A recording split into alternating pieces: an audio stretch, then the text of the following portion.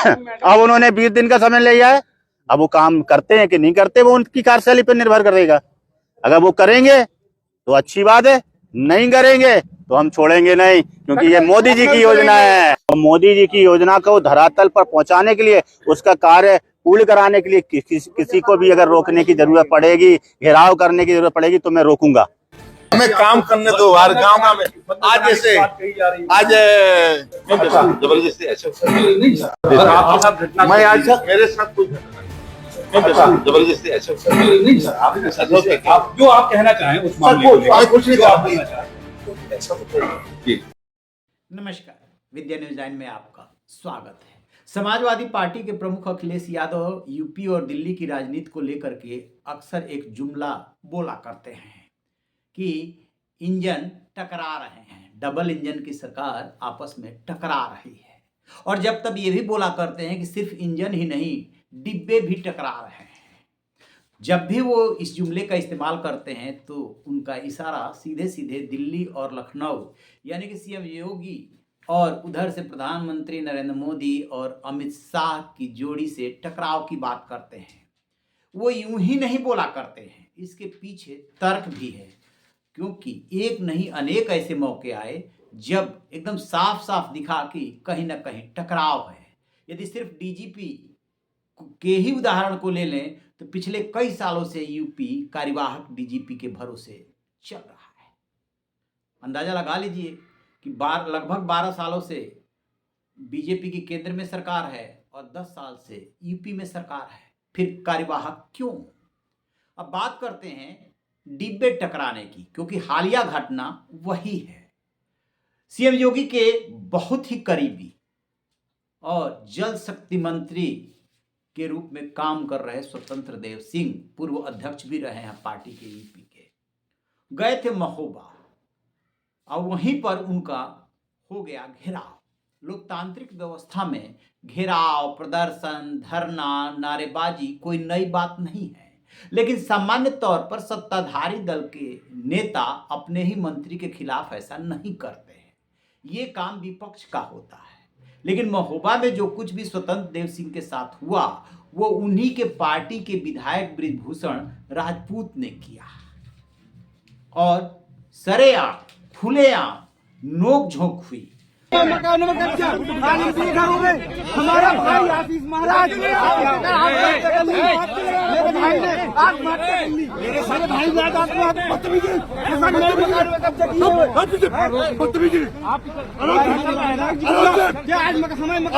कैद है जहाँ पानी नहीं मिल रहा है, उस गांव का नाम बताओ, पूर्व में चलता हूँ। मैं कार्यक्रम छोड़ के गांव में चलता हूँ। चलो आओ बैठो। वो लगभग 100 ग्राम प्रधानों के साथ उन्होंने अपने ही मंत्री को घेर लिया।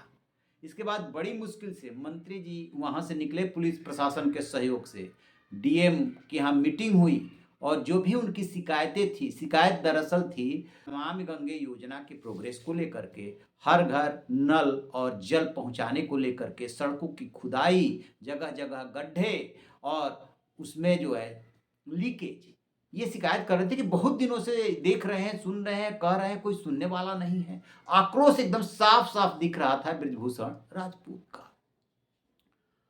इसके बाद जैसे तैसे मंत्री जी इस मामले से निपटे, आज से पहुंचे झांसी और वहां पर मीडिया ने घेर लिया तो मंत्री जी एकदम से झल्लाए नजर आए। जबरदस्ती नहीं, दबंगई नहीं, मैं अपना काम कर रहा हूं। पूछा जा रहा है कि आपके साथ कल घटना हुई थी, कह रहे हैं कि मेरे साथ कोई घटना नहीं, मुझे काम करने दो यार, वगैरह वगैरह। फिर अखिलेश यादव ने जो जुमला कसा था उस पर पूछा जा रहा है तो उस पर भी वो कोई जवाब नहीं देना चाहते। स्वतंत्र देव सिंह पहली बार मीडिया से झल्लाए हुए नजर नहीं आ रहा है, इसके पहले भी जब तक वो मीडिया पे झल्लाए हुए नजर आते हैं। और स्वतंत्र देव सिंह का भी ताल्लुक जो है बुंदेलखंड से है, सीएम योगी के बहुत ही नज़दीकी हैं। एक बार बीजेपी के प्रदेश अध्यक्ष रह चुके हैं और दोबारा जब पंकज चौधरी की आए हैं, उससे पहले कहा जाता है कि सीएम योगी ने प्रदेश अध्यक्ष के रूप में उन्हीं का नाम सुझाया था, क्योंकि उनका भी ताल्लुक कुर्मी समुदाय से ही है और बीजेपी एक कुर्मी चेहरा ढूंढ रही थी, क्योंकि पिछले लोकसभा चुनाव में माना जाता है कि कुर्मियों ने उनका साथ नहीं दिया था।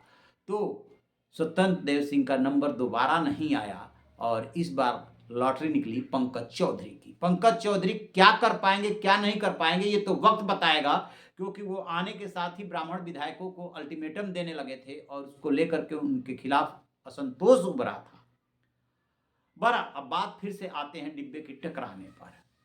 तो ये बृजभूषण राजपूत सबसे पहले जान लिया जाए। स्वतंत्र देव सिंह तो योगी के नजदीकी हो गए कि बृजभूषण राजपूत हैं कौन। तो ये गंगा शरण राजपूत के जो है बेटे हैं और बहुत ही दबंग छवि के नेता थे, 3 बार सांसद रहे और वो सभी दलों में रहे, कांग्रेस सपा बसपा सब जगह रहे और फिर भाजपा में आए। उनको लेकर के एक वाकया बहुत मशहूर है कि 2004 में जब यूपीए जीती थी और सोनिया गांधी को प्रधानमंत्री बनाने की मांग देश के हर कोने से उठ रही थी और उन्होंने ऐसा करने से मना कर दिया था सोनिया गांधी ने, तब वो कार की छत पर चढ़ गए थे और अपने ही पिस्ट लगा करके कनपट्टी पे लगा ली थी कि यदि सोनिया गांधी प्रधानमंत्री नहीं बनती हैं तो वो अपनी ही खोपड़ी को उड़ा लेंगे। तब वो काफी चर्चे में आए थे। ये बात अलग है कि बाद में वो फिर से बीजेपी में शामिल हो गए। उन्हीं के बेटे हैं, लिहाजा ये भी आक्रामक राजनीति करते हैं। लेकिन बात आक्रामक राजनीति की नहीं है, बात यहां पर है 2 गुटों की, 2 डिब्बों की। एक तरफ सीएम योगी और स्वतंत्र देव सिंह है, दूसरी तरफ ये जो बृजभूषण राजपूत हैं ये केशव प्रसाद मौर्य के नजदीकी हैं।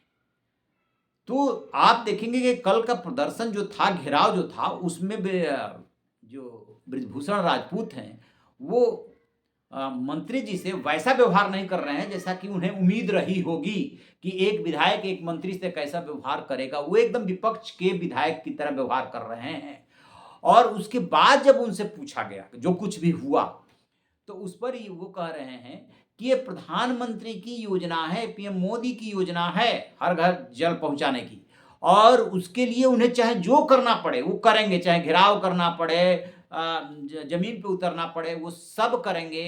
लोगों ने उन्हें चुना है, पार्टी ने उन्हें टिकट दिया था, तो पार्टी का ही तो वो भी काम कर रहे हैं। बहुत तरीके से वो मंत्री को घेर रहे हैं, मानो ये संदेश दे रहे हो कि स्वतंत्र देव सिंह अपनी जिम्मेदारी जो है ठीक से नहीं निभा रहे हैं। और स्वतंत्र देव सिंह के जिम्मे ये काम इसलिए आता है क्योंकि वो जल शक्ति मंत्री हैं। अब दूसरी घटना जो हाल में घटी है उसका जिक्र करते हैं, जिससे साफ पता चल जाएगा कि डिब्बे कैसे टकरा रहे हैं। अभी शंकराचार्य स्वामी अभिमुक्तेश्वरानंद प्रयागराज मेले में थे, माघी मेला।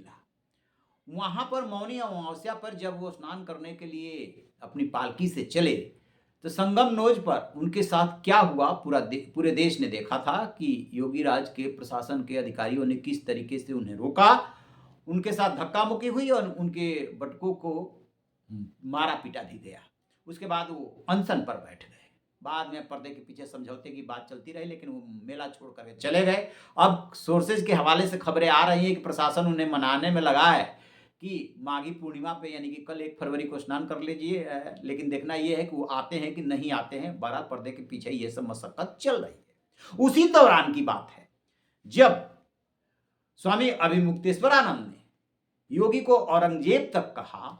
उसके बाद योगी गए हरियाणा और वहां पर एक कार्यक्रम को संबोधित करते हुए उन्होंने इशारों में काल नेम का जिक्र किया था। काल नेम रामायण में, रामचरितमानस में वो पात्र है जो हनुमान जी का रास्ता रोकता है और वेश बदल करके, और हनुमान जी उसे पहचान जाते हैं और खत्म कर देते हैं। तो वो ये कह रहे थे कि सनातन की आड़ में ऐसे काल नेम आ गए हैं, तो माना गया कि ये स्वामी अभिमुक्तेश्वरानंद के लिए वो बोल रहे थे। टकराव और ज्यादा बढ़ गया, खाई और ज्यादा चौड़ी हो गई। बीच बिचाव भी कुछ लोगों ने करने की कोशिश की। कहा यह जाता है, जो खबरें आ रही हैं सोर्सेज के हवाले से, कि पर्दे के पीछे उसके 1-2 दिन बाद ही समझौते की कोशिशें शुरू हो गई थी और योगी से भी वो लोग बात कर रहे थे और इनसे भी बात कर रहे थे, लेकिन बात बनी नहीं, क्योंकि ये भी जो अभिमुक्तेश्वरानंद है ये अड़ गए हैं कि लिखित में माफ़ी चाहिए, इससे नीचे कुछ भी नहीं। मेला प्रशासन ने भी एक मीटिंग की थी, लेकिन उसमें भी बात बनी नहीं थी। उसी दौरान केशव प्रसाद मौर्य ने सीधे अभिमुक्तेश्वरानंद से माफ़ी मांगी और कहा कि मैं महाराज जी के चरणों में प्रणाम करता हूँ और जिन लोगों ने भी उनके साथ ये हरकत की है उनकी जांच कराई जा रही है और एक्शन लिया जाएगा। महाराज जी जो है आकर के स्नान करें। बहरहाल उनको तो स्नान करना नहीं था। बात सिर्फ बयान की नहीं है, सीएम योगी हैं, गृह विभाग किसके पास है? योगी के पास। और बयान क्या दे रहे हैं केशव प्रसाद मौर्य कि जांच कराई जा रही है और एक्शन लिया जाएगा जो भी जिम्मेदार होंगे इस घटना के लिए। मतलब क्या खुलेआम योगी ये इशारा कर रहे हैं, ये संकेत दे रहे हैं कि वो इस मामले में नहीं झुकेंगे, सख्त एक्शन करेंगे, क्योंकि जब पालकी से जाना अलाउ नहीं था तब स्वामी अवधेश्वरानंद क्यों ऐसा किए? क्या वो भगदड़ मचाना चाहते थे? क्योंकि कुंभ मेले में भगदड़ मच चुकी है और सैकड़ों लोगों की जान चली गई थी। और दूसरी तरफ केशव प्रसाद मौर्य कहीं ना कहीं परोक्ष रूप से ये कह रहे हैं योगी राज की गलती है, शासन प्रशासन की गलती है, ऐसा नहीं होना चाहिए था। तो जब एक सरकार में आप होते हैं तब दो सुर नहीं हो सकते, एक ही सुर होगा, एक सुर नहीं दिखा। और ये जो घटना घटी है, जो विधायक ने घेराबंदी की है मंत्री की, बेशक उनका मुद्दा जायज हो सकता है, सड़कों पे खुदाई हो सकती है, लीकेज की समस्या हो सकती है, नल से पानी न आने की समस्या हो सकती है, लेकिन घेराव का वो तरीका सत्ता पक्ष के विधायक के लिए बहुत अच्छा नहीं माना जाएगा। और विपक्ष यदि इसको लेकर के वार करे तो बिल्कुल भी गलत नहीं है, ये मतभेद साफ दिख रहे हैं। दरअसल योगी और केशव प्रसाद मौर्य का झगड़ा कोई नया नहीं है। 2017 को याद कीजिए, जब ये केशव प्रसाद मौर्य प्रदेश अध्यक्ष हुआ करते थे, उन्हीं के नेतृत्व में चुनाव हुआ था और 312 कुल 325 सीटें लेकर के बीजेपी आई थी। तब वो मान रहे थे कि पिछड़ा मुख्यमंत्री होगा, मैं मुख्यमंत्री बन जाऊंगा। खैर उनके मुख्यमंत्री बनने की तो कम बात चल रही थी, मनोज सिन्हा के मुख्यमंत्री बनने की बात ज्यादा चल रही थी, तो पूजा अर्चना भी जाकर के बनारस में करने लगे थे।